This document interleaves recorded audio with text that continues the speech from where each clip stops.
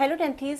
मैं जो previous year paper से कुछ इंपॉर्टेंट जितने क्वेश्चंस हैं वो आपके लिए लेकर के आई हूँ। 50 मोस्ट एक्सपेक्टेड क्वेश्चंस है इसमें, और इसमें हम पार्ट ए और पार्ट बी के दोनों के ही क्वेश्चंस लिए हैं। तो हम शुरू करते हैं इसको।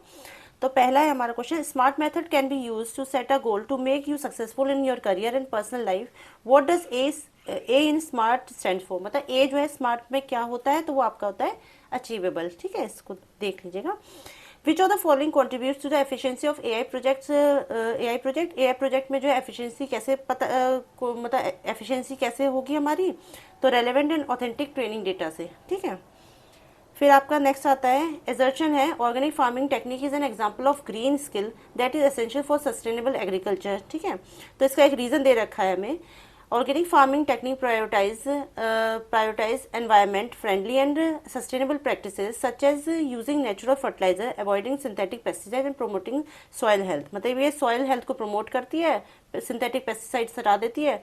तो ये आपका इसमें जो है एग्जर्शन और आपका जो रीजन है दोनों ही सही है, और जो रीजन है वो जो आपका एजर्शन है उसके लिए सही एक्सप्लेनेशन है, तो ये आपका इसका हो गया। ठीक है, नेक्स्ट आपका आता है question, which of the following word represent an example of lemma resulting for lemmatization for caring in context to natural language processing NLP. ठीक है, अब इसमें क्या है, जो केयरिंग वर्ड है उसमें हमें बताना है कि लेमिटाइजेशन में लेमा क्या होगा, तो इसमें केयर होगा, क्योंकि हमारा जो लेमिटाइजेशन होता है वो डिक्शनरी रूल्स के हिसाब से चलता है। मतलब जो वर्ड है उसका कुछ मीनिंग होना चाहिए, तो यहाँ केयर वर्ड का मीनिंग है, तो हमने इसको लिया है। ठीक है, अब आपका नेक्स्ट आता है GUI स्टैंड्स फॉर, तो ये आपका क्या होगा, ग्राफिकल यूजर इंटरफेस, तो ये आप याद कर लीजिएगा। ठीक है, during data acquisition feeding previous data into a machine is called, तो उसे हम क्या कहते हैं, उसे हम कहते हैं ट्रेनिंग डेटा। टेस्टिंग डेटा क्या होता है, वो होता है कि जिसमें हम टेस्ट करते हैं ट्रेनिंग के बाद, तो ये आपका हुआ ट्रेनिंग डेटा। ठीक है, आप इसे याद कर लीजिएगा।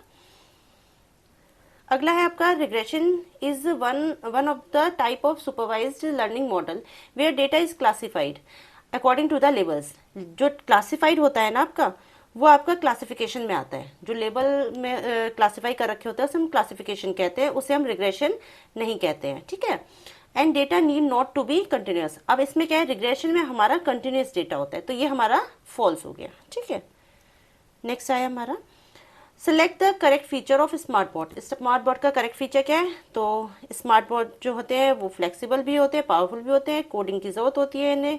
स्मार्ट बोर्ड जो होते हैं वो बिगर डेटा पे वर्क करते हैं, मतलब हमारे ये सारे के सारे ही सही हैं। ठीक है, नेक्स्ट आता है dash helps to find the best model that represents our data and how well the chosen model will work in future. मतलब हम फ्यूचर में ये कैसा वर्क करेगा, तो वो हम इवेल्युएशन करके पता करते हैं, तो ये आपका। फिर which of the following is a feature of document classification. अब डॉक्यूमेंट क्लासिफिकेशन का फीचर क्या है, तो इसमें इसने दे रखे हैं हमें help in classifying the type and genre of the document, help in creating document, help to display important information of corpus, help in including the necessary word of the text body. तो इसका हमारा होता है classifying the type and genre of the document, तो ये वाला हमारा सही है। ठीक है, अब नेक्स्ट आता है हमारा स्मार्ट असिस्टेंट, जैसे आजकल हम यूज कर रहे हैं एलेक्सा और सिरी, तो ये किसका एग्जांपल है, तो ये एनएलपी का एग्जांपल है। ये तो सिंपल है क्वेश्चन। ठीक, नेक्स्ट आता है हमारा which of the following talks about how true the prediction are by any model. तो हम प्रिडिक्शन जो है कैसे पता कर सकते हैं कि सही है या नहीं है, तो हम एक्यूरेसी से कर सकते हैं। एक्यूरेसी में हम जितने भी ट्रू पॉजिटिव होते हैं और जितने भी ट्रू नेगेटिव होते हैं, जितने भी हमारे ट्रू पॉजिटिव होते हैं, ट्रू नेगेटिव होते हैं, फॉल्स पॉजिटिव होते हैं, फॉल्स नेगेटिव होते हैं, उन सब की वैल्यू को निकाल के हम एक्यूरेसी निकालते हैं, तो ये हमारा एक्यूरेसी का एक फॉर्मूला है। For data science, using the data is collection in the form of tables.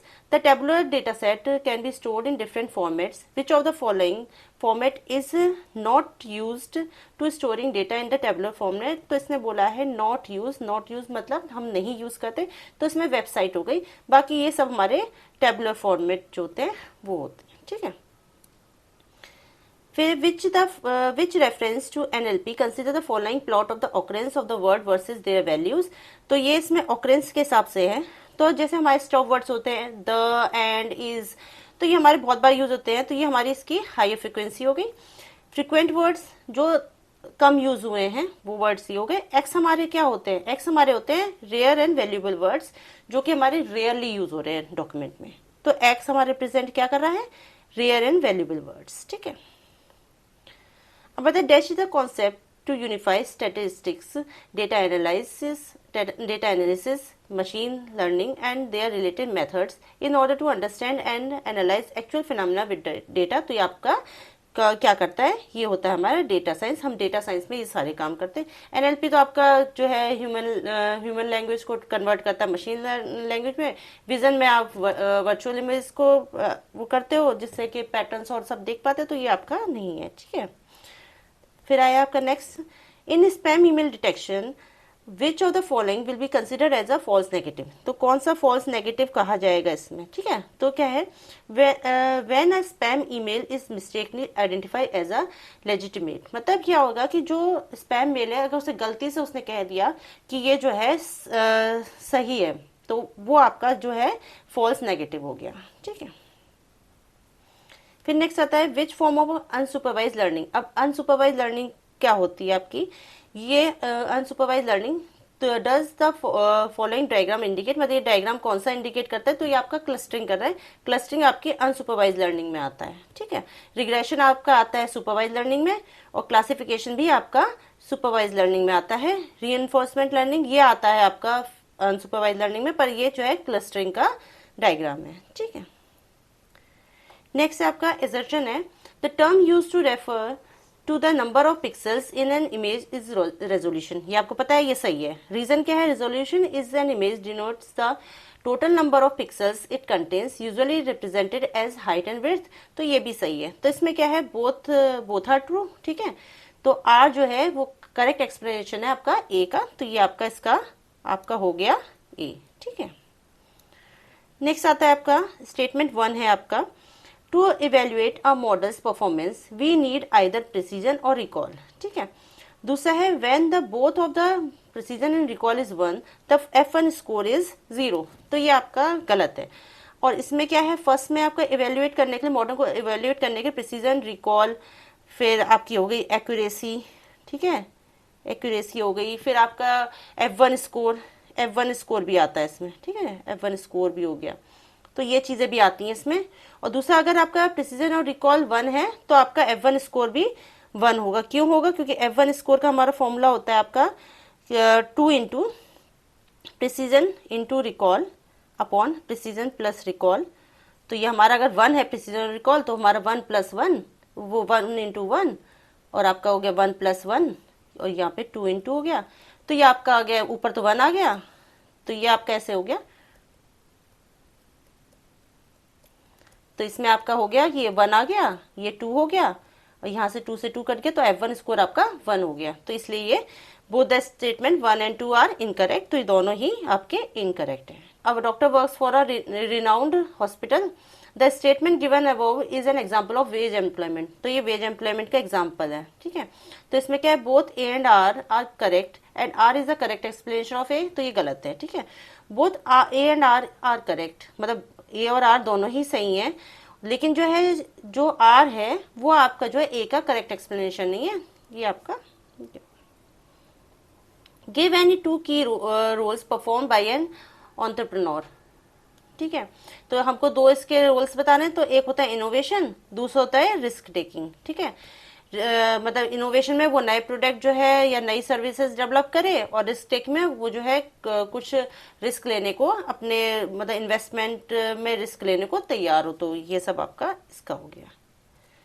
ठीक है, Gurmeet has bought a new computer for his office, suggest him any 2 points which he should keep in mind to prevent his computer from virus infection। मतलब वो virus infection से अपने computer को कैसे बचा सकता है। तो है, पहले तो वो एंटीवायरस जो है वो updated antivirus software update install करे अपने में, और फिर क्या है वो क्या करे, जितने भी गलत मतलब जो लिंक्स उसे पता नहीं है कि मुझे डाउनलोड करने चाहिए नहीं करने चाहिए, मतलब लिंक्स पे ऐसे ही क्लिक नहीं करना चाहिए, और अनट्रस्टेड डाउनलोड्स भी नहीं करने चाहिए। तो इसलिए उनको अवॉइड करेगा तो उसका कंप्यूटर वायरस से प्रोटेक्टेड रहेगा।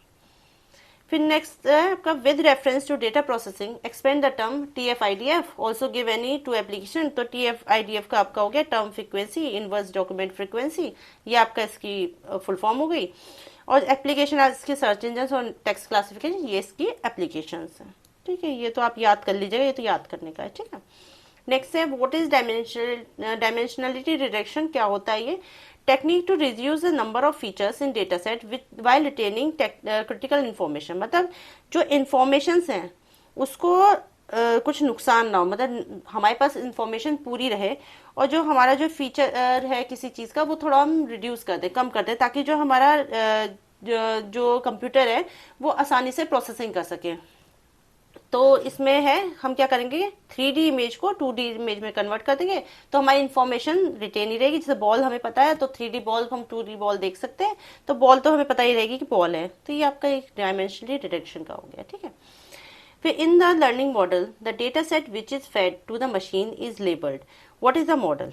मतलब अगर कोई जो है लर्निंग मॉडल है जिसमें डेटा सेट जो है उसे जो है लेबल्स में फीड कर रखा है, मतलब स्टोर कर रखा है, तो उस मॉडल को हम क्या कहेंगे, तो वो सुपरवाइज लर्निंग मॉडल हो गया। इसको आप जो है क्लासिफिकेशन मॉडल भी कह सकते हो। ठीक है, इसमें क्लासिफिकेशन मॉडल में ही आता है ये।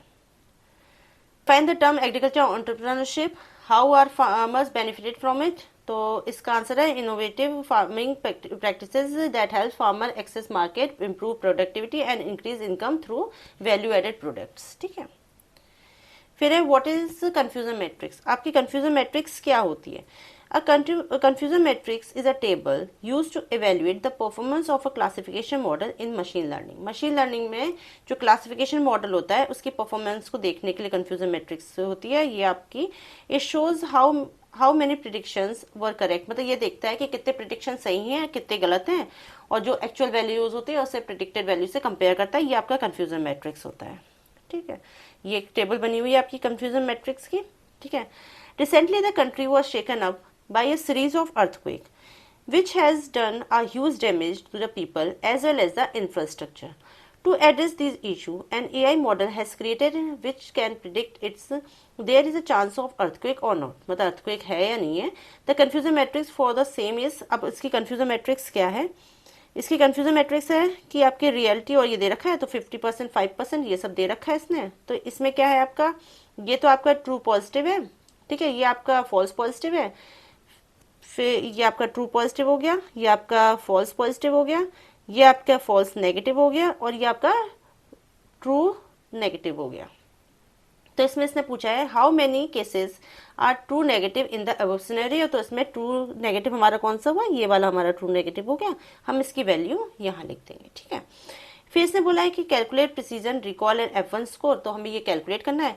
तो प्रिसीजन का आपका फॉर्मूला होता है TP true positive upon true positive plus false positive, है ना, इनटू 100। तो इससे आप जो हो प्रिसीजन निकाल लोगे।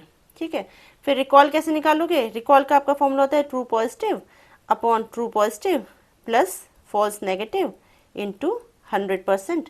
तो इससे आप निकाल लोगे, ये रिकॉल निकाल लोगे। ठीक है, अब जब आपका एक बार प्रिसीजन निकल आया, रिकॉल निकल आया, तो आप क्या करोगे, F1 स्कोर निकालो। F1 स्कोर का फॉर्मूला है आपका 2 into prediction into recall upon prediction plus recall. तो ये आपका इसका फॉर्मूला हो गया। तो ये फॉर्मूले रख के आप ये निकाल सकते हो, कैलकुलेट कर लोगे आसानी से। ठीक है, कैलकुलेशन हमने करके दे रखी है, बाकी आप करके देख लीजिएगा।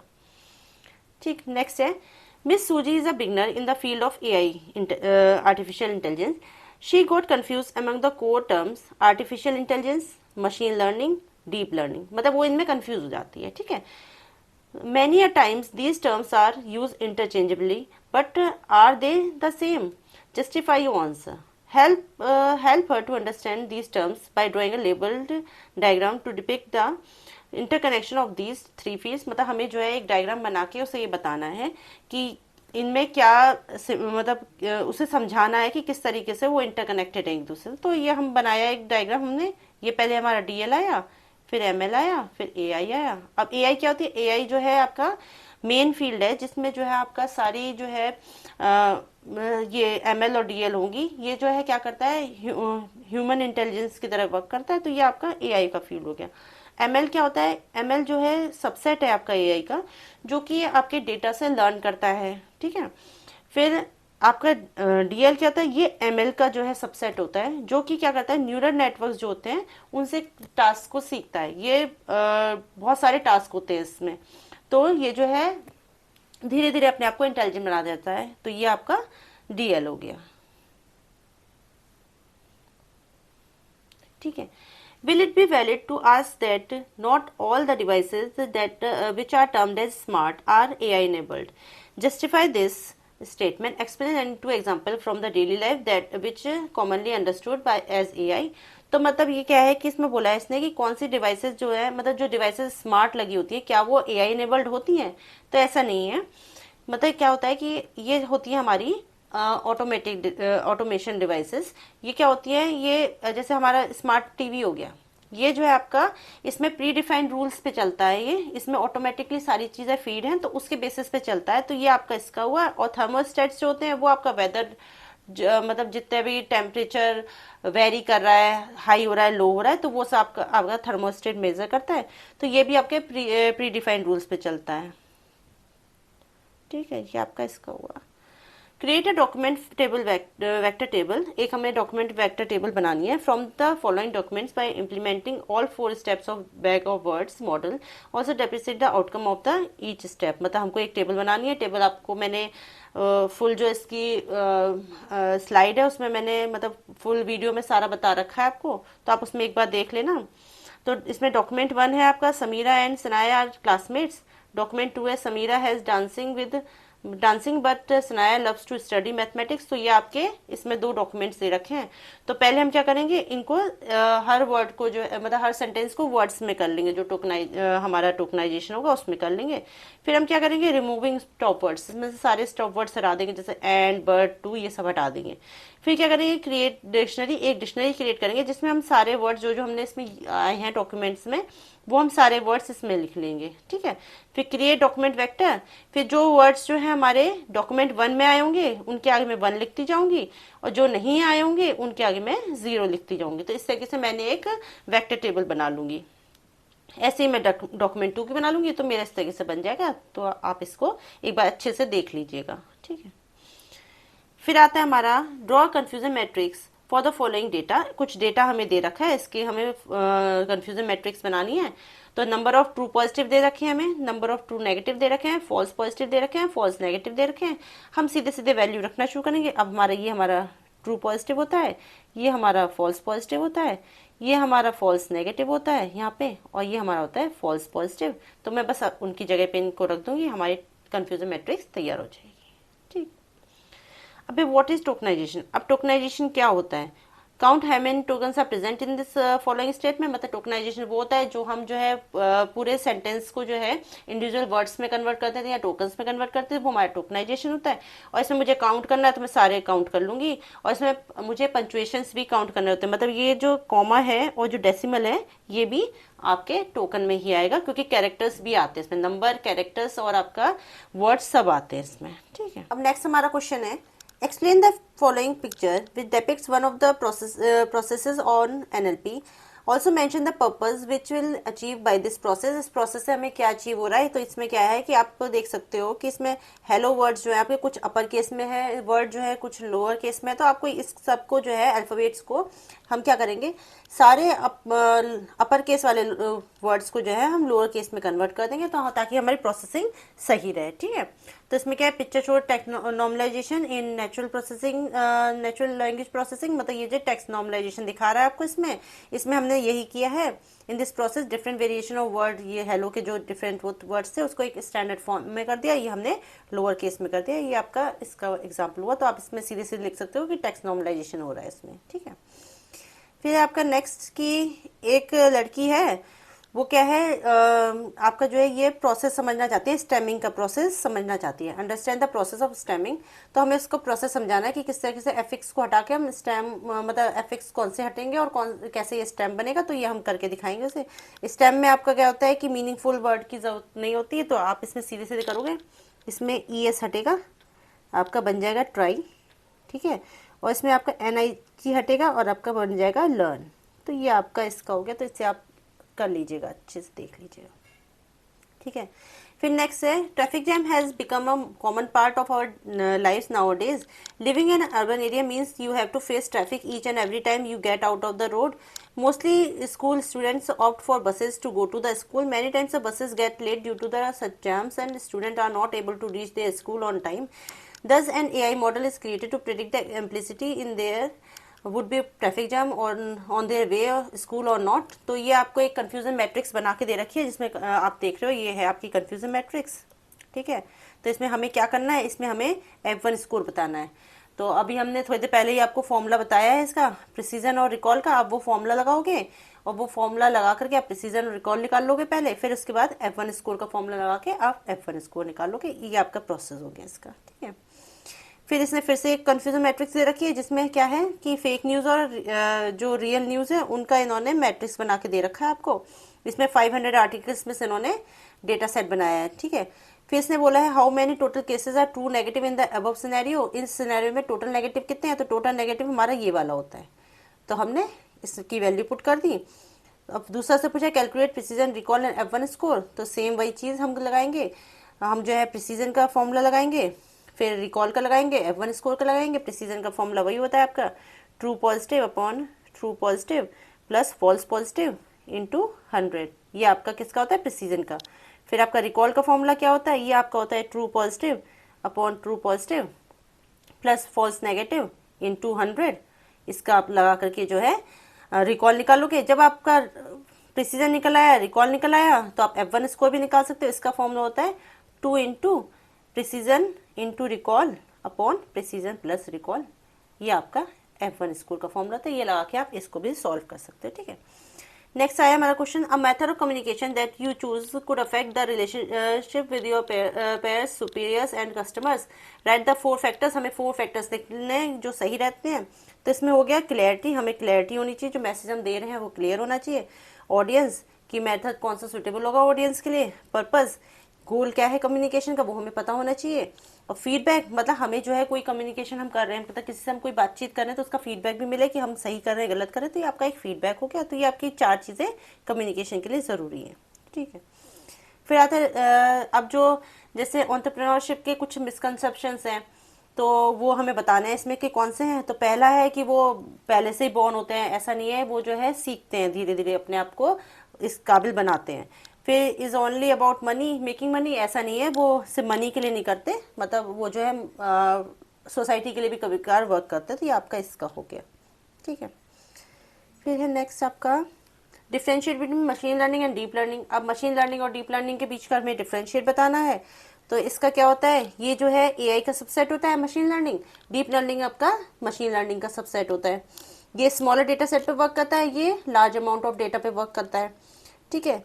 ये जो है मैनुअली हम एक्सट्रैक्ट कर सकते हैं, और इसमें जो है हम ऑटोमेटिकली जो डीप लर्निंग होती है खुद से डेटा को एक्सट्रैक्ट करता है रॉ डेटा में से। तो ये आपके कुछ हमने 5 वो दे रखे डिफरेंशिएट, इनमें से कुछ याद कर लीजिएगा, तो 3-4 मार्क्स का आएगा, तो आप उसमें उस हिसाब से लिख दीजिएगा, ठीक है। नेक्स्ट आएगा आपका एक और है डिफरेंशिएट, वो है स्क्रिप्ट बॉट और स्मार्ट बॉट के बीच में। तो इसमें स्क्रिप्ट बॉट होते हैं इजी टू मेक होते हैं, ये फ्लेक्सिबल एंड पावरफुल होते हैं, ये स्क्रिप्ट पे चलते हैं, ये बिगर डेटा सेट पे चलते हैं। ये जो है इजी टू इंटीग्रेट होते हैं, मतलब मैसेजिंग प्लेटफॉर्म पे वर्क करते हैं। ये जो है मोर डेटा से सीखते रहते हैं, है ना। ये जो है मतलब इसमें ज़्यादा प्रोसेसिंग स्किल की जरूरत नहीं है, इसमें बहुत सारी कोडिंग की ज़रूरत होती है। ये इसका लिमिटेड फंक्शन होता है, इसका बहुत ज़्यादा फंक्शन होता है, मतलब ये वाइड फंक्शनैलिटी होती है इसकी, ठीक है। फिर हो गया आपका what do you mean by evaluation of an AI model. AI model के इवैल्यूएशन का से आप क्या समझते हैं। Also explain the concept of overfitting with respect to AI model evaluation, कि आपको इससे क्या समझते हो। तो पहला इवैल्यूएशन क्या होता है, The process of assessing the performance of AI model, comparing the prediction and actual outcomes, and it involves metrics like accuracy, precision, recall, F1 score to determine the following model generate new data। मतलब इसमें क्या होता है कि ये precision, accuracy, recall, F1 score की help से जो है आपका एआई मॉडल के मतलब जो इवेल्यूशन करता है, मतलब उसको देखता है कि ये कितना हमारा सही वर्क कर रहा है, जो हमने प्रेडिक्ट किया था कि ऐसा काम करेगा, मतलब जो हमने जिस काम के लिए बनाया था वो सही काम कर रहा है या नहीं कर रहा है, तो ये आपका इवेल्यूशन में आता है। ठीक है। ओवरफिटिंग क्या होता है कि a model learns the training data too well, capturing noise and outliers which reduces ability to generate unseen data. This result in high accuracy of training data but the poor performance of test data. मतलब ये क्या करता है, जो आपके जो noise है, outliers है, या फिर जो चीज़ें आपके लिए ज़रूरी नहीं है उन सबको हटा देता है डेटा में से। तो ये आपका इसका हो गया। ठीक है। अब हमारा नेक्स्ट है आपका, इसमें जो है इसने हमें दो फिगर्स दे रखी हैं, एक ये फिगर है, एक ये फिगर है। इसमें हमें पूछा है इसने कि आप इसको आइडेंटिफाई करके बताओ कि कौन से मॉडल्स हैं। तो पहला वाला हमारा क्लासिफिकेशन है, इसमें क्या है, ये दो पार्ट में से क्लासीफाई कर रखा है। दूसरा हमारा फिगर जो है वो रिग्रेशन मॉडल की है, क्योंकि ये जो है एक कंटिन्यूस डेटा पे वर्क कर रही है और इसमें जो है इसके जो पास डेटाज हैं उसके हिसाब से वो फ्यूचर प्रिडिक्ट कर रहा है। तो ये आपका रिग्रेशन मॉडल हो गया।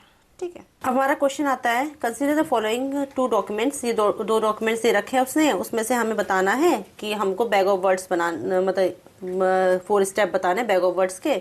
तो पहला डॉक्यूमेंट हमारा ये हो गया, ML and DL are the part of AI और DL is a subset of AI। दो डॉक्यूमेंट दे दिए। अब इसका कैसे बनाएंगे, तो वही करेंगे, टोकनाइजेशन करेंगे पहले कि सेंटेंस को हम वर्ड्स में कन्वर्ट कर देंगे, फिर रिमूव करेंगे स्टॉप वर्ड्स उसमें एंड बट टू, फिर क्रिएट करेंगे डिक्शनरी में कौन कौन से वर्ड आ रहे हैं, ML DL AI subset part, ये हमारे इसमें आ रहे हैं। फिर वेक्टराइज करने में हम क्या करेंगे, जैसे डॉक्यूमेंट 1 में हमारे कौन कौन से वर्ड्स आ रहे हैं उनमें तो हम 1 लिखते जाएंगे। ठीक है। जो नहीं आ रहे उनके आगे 0 लिख देंगे। तो ये हमारा डॉक्यूमेंट 1 का हो जाएगा, फिर हमारा डॉक्यूमेंट 2 का हो जाएगा। इससे कैसे हम 4 स्टेप्स बना लेंगे बैग ऑफ वर्ड्स का। ठीक है। फिर आता है आपका व्हाट इज न्यूरल नेटवर्क्स। अब न्यूरल नेटवर्क्स क्या होते हैं, briefly explain all the layers of neural networks. Neural networks की सारी हमें लेयर्स बतानी है। तो neural network is a the neural network is a computational model inspired by structure and function of the human brain. मतलब human brain की तरह ही इसे बनाया गया है, जैसे हमारा ह्यूमन ब्रेन वर्क करता है वैसे ये वर्क करता है। It consist of interconnected layer, notes और न्यूरॉन्स। मतलब जैसे हमारे ब्रेन में न्यूरॉन्स होते हैं वैसे यहाँ पे नोट्स जो होते हैं सिमिलर होते हैं। They process data, learn pattern and make prediction. मतलब ये डेटा को प्रोसेस करते हैं, पैटर्न को समझते हैं और प्रिडिक्शंस करते हैं। जैसे हमारा ब्रेन जो है वो न्यूरल नर्व्स पे वर्क करता है, ये न्यूरल नेटवर्क पे करते हैं। तो ये आपका इसका हो गया।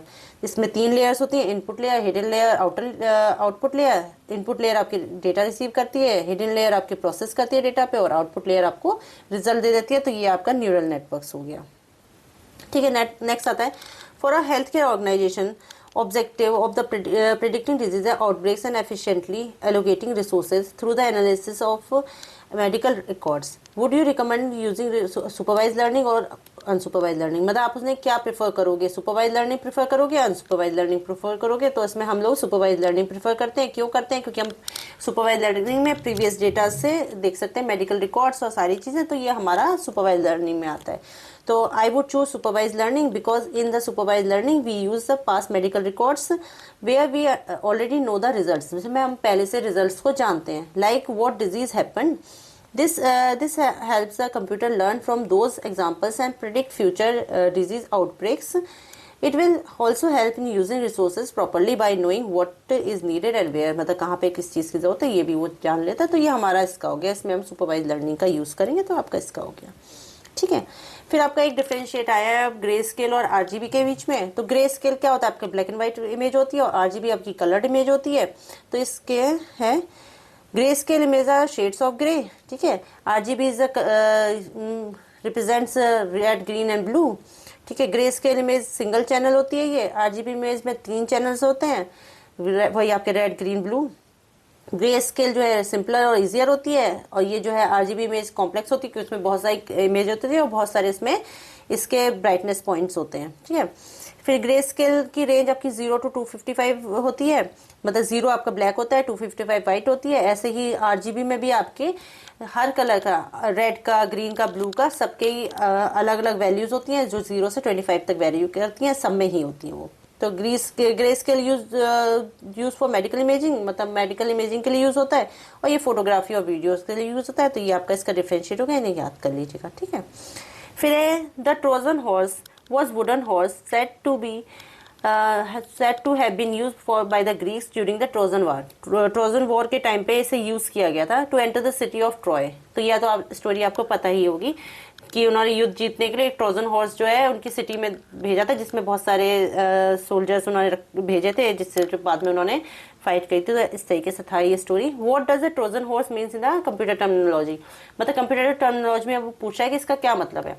तो ये भी ऐसे ही होता है, ये आता तो यूजफुल सॉफ्टवेयर प्रोग्राम की तरह है, बट बाद में वो वायरस की तरह वर्क करने लगता है। तो ये आपका ट्रोजन हॉर्स होता है। A Trojan horse is a type of malware which disguise itself that it appears to be useful software program, but once it reach to the computer it starts behaving like a virus and destroy data, मतलब ये virus की तरह work करने लगता है और हमारा data destroy करता है। तो ये आपका वही ट्रोजन हॉर्स इसलिए बोलते हैं इसे, ठीक है। अब नेक्स्ट हमारी दो फिगर्स दे रखी हैं। इसमें हमें पूछा गया है कि कौन सी कौन सी ये सुपरवाइज लर्निंग है या अनसुपरवाइज लर्निंग है। तो ये हमको बताना है कि हमको आइडेंटिफाई करना है लर्निंग बेस्ड अप्रोच कौन सी है ये। तो पहली वाली हमारी सुपरवाइज लर्निंग मॉडल है, क्योंकि इसमें जो है इन्होंने आइडेंटिफाई कर रखा है कैट और डॉग को, और दूसरे में हमको पता ही नहीं है कैट है या डॉग है, तो वो अनसुपरवाइज है। तो figure 1 is supervise learning model.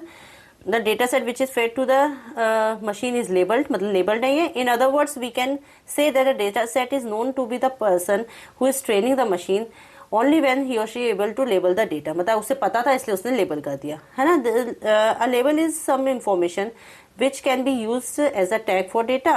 Here labeled image of a dog and cat are fed in the model and trained, मतलब मॉडल को हमने दोनों से कैट और डॉग की इमेजेस से ट्रेन किया हुआ है। The model clarify identifies in the input as a dog और कैट, ठीक है। अब आपका ये सेकंड फिगर जो है आपकी वो अनसुपरवाइज लर्निंग मॉडल की है। ये अनलेबल डेटा पे वर्क कर रही है, क्योंकि इसमें हमारे लेबल नहीं हो रखे हैं डेटा पे, ठीक है। This means that the data which is fed to the machine is random and there is possibility that the person who train the model does not have any information regarding it, मतलब उसके पास already information नहीं थी तो उसने उसमें feed ही नहीं करी।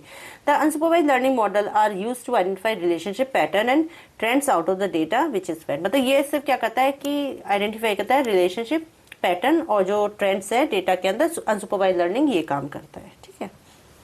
अब है हमें इसमें आइडेंटिफाई करना है स्टॉप वर्ड्स को। Identify any two stop words which should not be remove from the given sentence and why. हमें इसमें से कौन से सेंटेंस में से हटाने नहीं है, ठीक है। तो स्टॉप वर्ड्स को नहीं हटाना है। तो कौन से हैं? अब हमारा है get help and support whether you are shopping now और need help with a past purchase, ठीक है। कॉन्टेक्ट अस एट दिस, मतलब एक आपको ईमेल आईडी दे रखी है और वेबसाइट दे रखी है। तो इसमें हम क्या करेंगे, हमको ये नहीं हटाना इसमें से @ और ये नहीं हटाना पॉइंट डेसिमल स्टॉप वर्ड। हाँ, अब इसमें क्या करेंगे हम, ये हमारा जो है आपका एक ईमेल आईडी है और ये आपका वेबसाइट दे रखी है। तो हम क्या करेंगे इसमें @ और हमको जो है फुल स्टॉप को नहीं हटाना है, ठीक है। Stop word in the given sentence should not be removed, क्या नहीं हटाना है इसमें से, @ नहीं हटाना है, फुल स्टॉप नहीं हटाना है, इसमें से अंडरस्कोर नहीं हटाना होता है उसमें, और हमें नंबर्स नहीं हटाने होते। अगर हम ये सब हटा देंगे तो हमारी ईमेल आईडी इनवैलिड हो जाएगी, ठीक है। These tokens are generally considered as a stop words, but in the above sentence, these tokens are the part of email ID, मतलब email ID का पार्ट होती है, इसलिए हम इन्हें नहीं हटा सकते। Removing these tokens may lead to website address and email ID, मतलब invalid कर देगा इसे वेबसाइट को और ईमेल आईडी को, अगर हमने ये सब हटा दिया तो। So these words should not be remove from above sentence, हमें इन वर्ड्स को इसमें से नहीं हटाना है। तो ये आपके कुछ इंपॉर्टेंट क्वेश्चंस थे जो हमने इसमें आपको बताए हैं। तो इन्हें अच्छे से पढ़ लीजिएगा और जब टाइम मिले तो इसको एक बार अच्छे से रिव्यू कर लीजिएगा दोबारा सुबह इस जाने से पहले। और आप लोगों के एग्जाम के लिए all the best. Okay, bye bye, see you.